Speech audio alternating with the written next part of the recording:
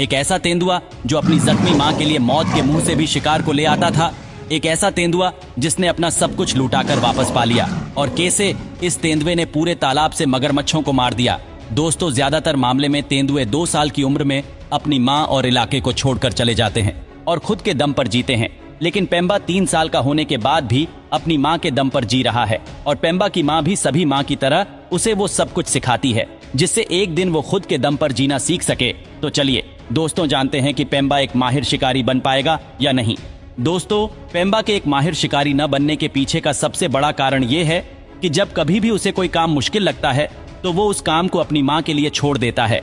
आप देख सकते हो कि पेम्बा को उसकी मां ने एक मरे हुए इम्पाला को पेड़ पर चढ़ाने का काम सौंपा है। ये सबक केवल अपनी खुराक को चोर हाइना से छुपाने के लिए ही नहीं है, बल्कि ये सबक अपने पैरों पर खड़े होने के लिए भी है। पेम्बा के प्रयासों से साफ नजर आ रहा है कि वो इस काम में सफल नहीं हो पाएगा और मजबूरन मां को अपने बेटे की मदद करनी ही पड़ती है। कोई भी मादा तेंदुआ अपने बच्चों को 3 साल तक अपने साथ नहीं रखती, पर पेम्बा की मां उसे न केवल अपने साथ रख रही है बल्कि उसके लिए खाना जुटाने का काम भी करती है। पेम्बा के मां के पास बोत्सवाना के ओकावांगो डेल्टा में शिकार वाला अनछुआ इलाका है।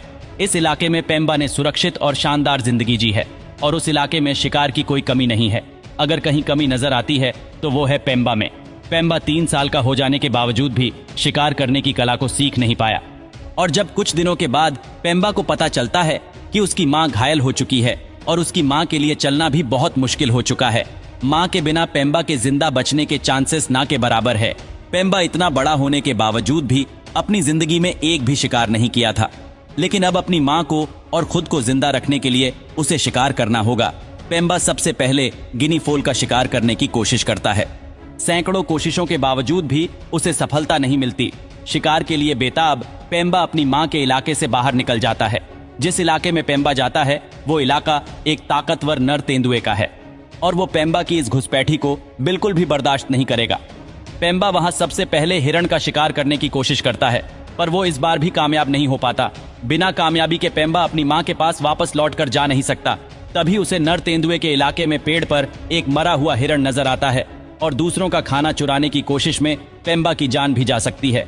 लेकिन फिर भी पेड़ पर चढ़ जाने के बाद अपनी मां को आवाज लगाकर अपनी मां को भी इस काम में शामिल कर देता है, पर ऐसा करने से मां और बेटे दोनों की जान भी जा सकते हैं। पेम्बा उस नर तेंदुए का खाना खाता रहता है और मां निगरानी बनाए रखती है। तभी वो नर तेंदुआ लौट आता है। नर तेंदुए के आते ही मां बेटे को अलर्ट करके भाग जाती है और पेम्बा भी बड़ी मुश्किल से अपनी जान बचाकर भाग जाता है। लेकिन वो वहीं पेड़ से दूर इंतजार करता है कि कब खाने का मालिक खाने को अकेला छोड़कर जाएगा। आधी रात बीत जाने के बाद आखिरकार नर तेंदुआ पेड़ से नीचे उतरकर चला जाता है तो पेम्बा बिना वक्त बर्बाद किए पेड़ पर चढ़ जाता है और पिंजर को निकालने की पूरी कोशिश करता है, पर पिंजर पेड़ में अटक जाने के कारण निकल नहीं पाता। हालांकि पिंजर को निकालते वक्त उसका एक पैर टूटकर नीचे गिर जाता है, जो कि जख्मी मां को मिल जाता है। बेशक पेम्बा ने शिकार नहीं मारा, पर उसने अपनी जख्मी मां के लिए खुराक का इंतजाम कर ही दिया। इससे पहले कि मां और बेटे उस पिंजर को अच्छे से खा पाते हैं, ये दोनों फिर एक बार पकड़ लिए जाते हैं। उनके पास लड़ने के अलावा और कोई ऑप्शन नहीं रहता है और बेशक इस लड़ाई में पेम्बा हार जाता है और पिंजर उसके असली मालिक के कब्जे में आ जाता है। 3 महीने गुजरने के बाद एक नया सीजन एक बड़े बदलाव की शुरुआत करता है। मां की जख्मी टांग ठीक हो चुकी है और ये फिर से शिकार करने के लायक हो चुकी है और अब पेम्बा भी खेल खेल में अपनी मां जितना ही ताकतवर हो चुका है और अब मां समझ जाती है कि उसे खुद से दूर करना होगा और पेम्बा को अपनी मां को छोड़कर जाना ही पड़ता है। 2 दिन तक अनजान इलाके में भटकने के बाद पेम्बा की भूख बढ़ने लगती है। पेम्बा अब 3.5 साल का होने के बावजूद भी शिकार करने की कला को सीख नहीं पाया है, लेकिन अब अगर उसे जिंदा रहना है तो उसे शिकार करने के तरीके को बदलना होगा, क्योंकि यहाँ मदद के लिए उसकी मां नहीं आएगी। पेम्बा शिकार करने के लिए वो तरीका अपनाता है जो कि एक माहिर शिकारी में देखने को मिलते हैं।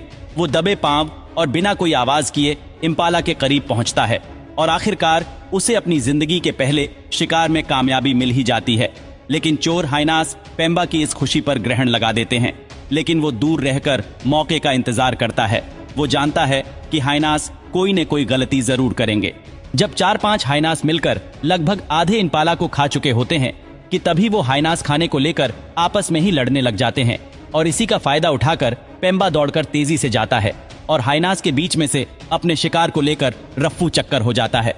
और आखिर में माँ के द्वारा दी गई ट्रेनिंग यहाँ काम आ ही जाती है। पेम्बा की कहानी यहीं खत्म नहीं होती। आगे बढ़ने और सीखने का सिलसिला कभी खत्म नहीं होता है। पेम्बा की उम्र अब बढ़ गई है और वो पहले से ज्यादा समझदार भी हो गया है और जिस्म पर किसी अनुभवी शिकारी वाले लड़ाई के निशान भी है।